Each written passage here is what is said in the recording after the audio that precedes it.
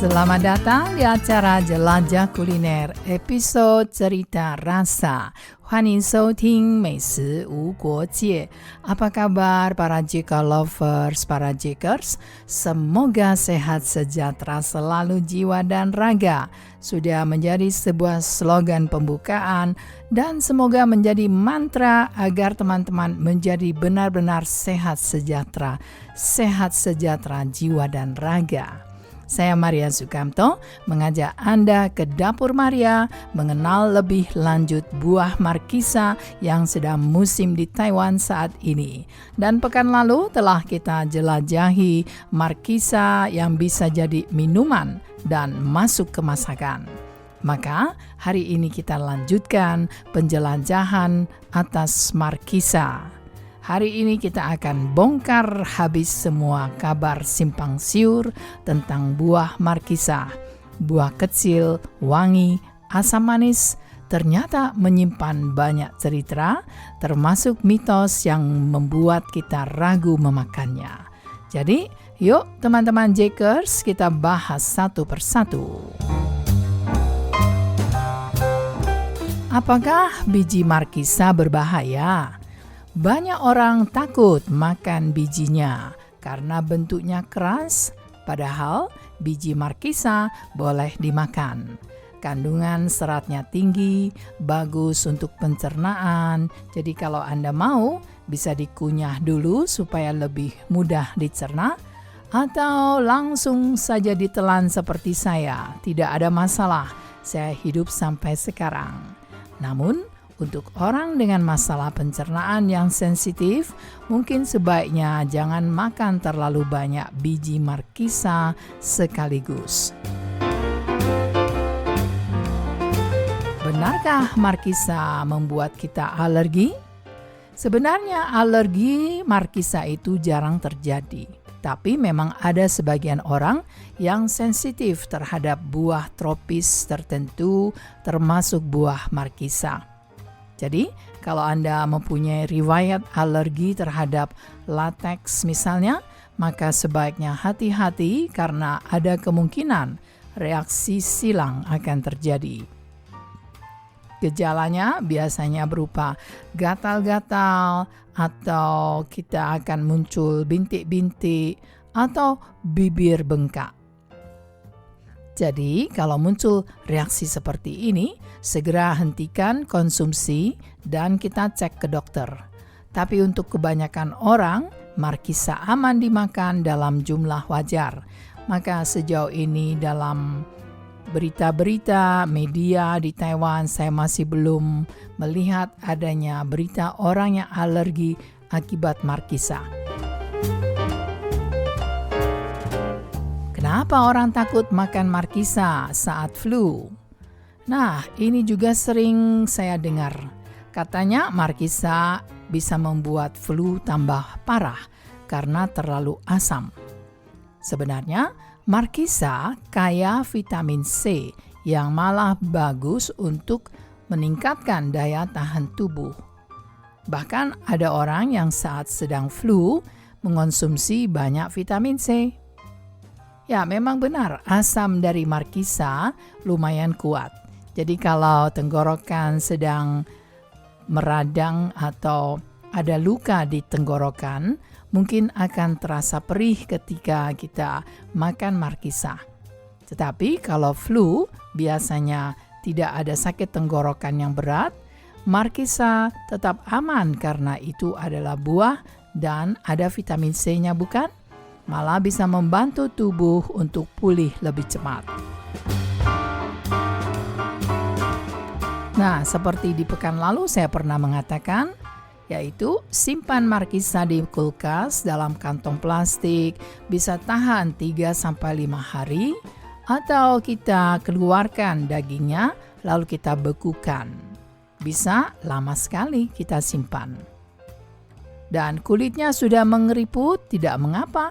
Justru biasanya yang mengeriput ini menandakan lebih matang dan lebih manis.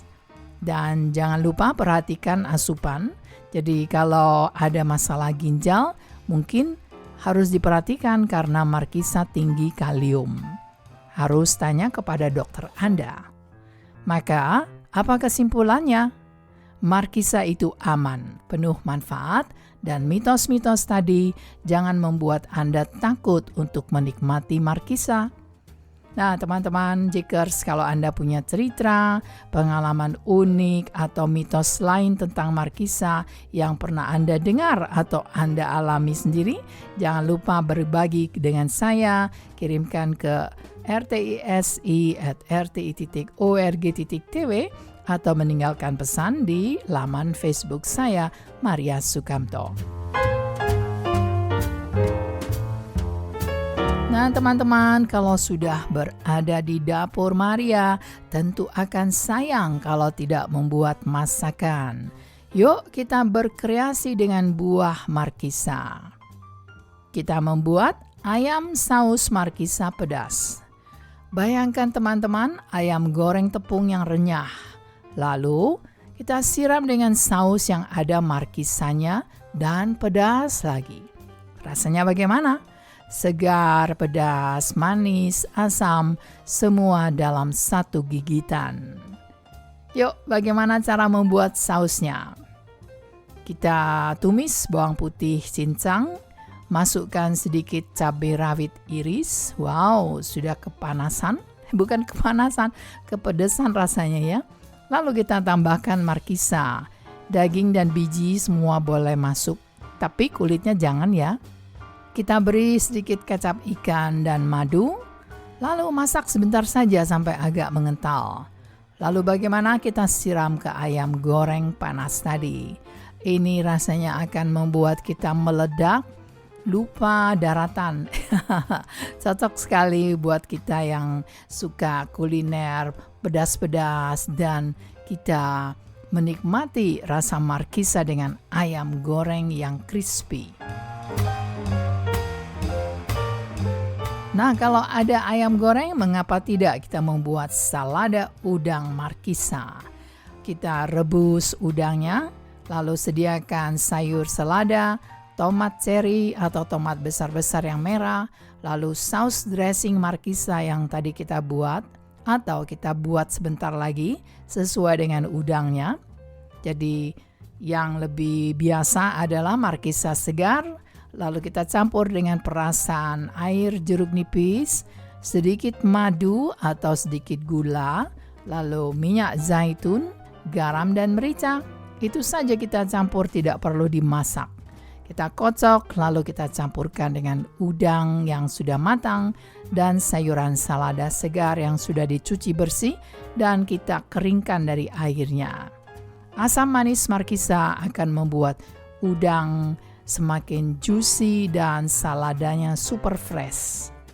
Lalu, bagaimana kalau dipadukan dengan ikan panggang dan sambalnya sambal markisa? Wow, sudah mengiler bukan ya? Siapa bilang sambal hanya cabai dan bawang? Sambal markisa luar biasa. Sambal markisa bagaimana cara membuatnya? Cabai merah besar atau juga ditambah dengan cabai rawit supaya lebih pedas. Bawang merah, bawang putih kita rajang, sedikit terasi yang sudah kita bakar atau kita goreng, lalu daging markisa, dan garam serta gula merah. Caranya kita ulek kasar, tumis sebentar, lalu kita sajikan di atas ikan bakar. Asam manis markisa bikin ikan lebih hidup, aromanya juga sangat wangi sekali. Lalu bagaimana kalau membuat markisa crème brûlée? Wow, dessert klasik Prancis kita. Twist dengan markisa. Campur kuning telur, gula, susu cair, sedikit vanila, juga jus markisa. Kita kocok rata, lalu kita kukus atau panggang seperti biasa kita membuat crème brûlée.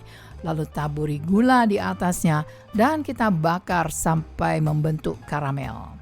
Markisa bikin rasa crème brûlée lebih cerah dan segar. Terima kasih telah bersama-sama saya. Kita jumpa lagi dalam Jelajah Kuliner mendatang. 再见。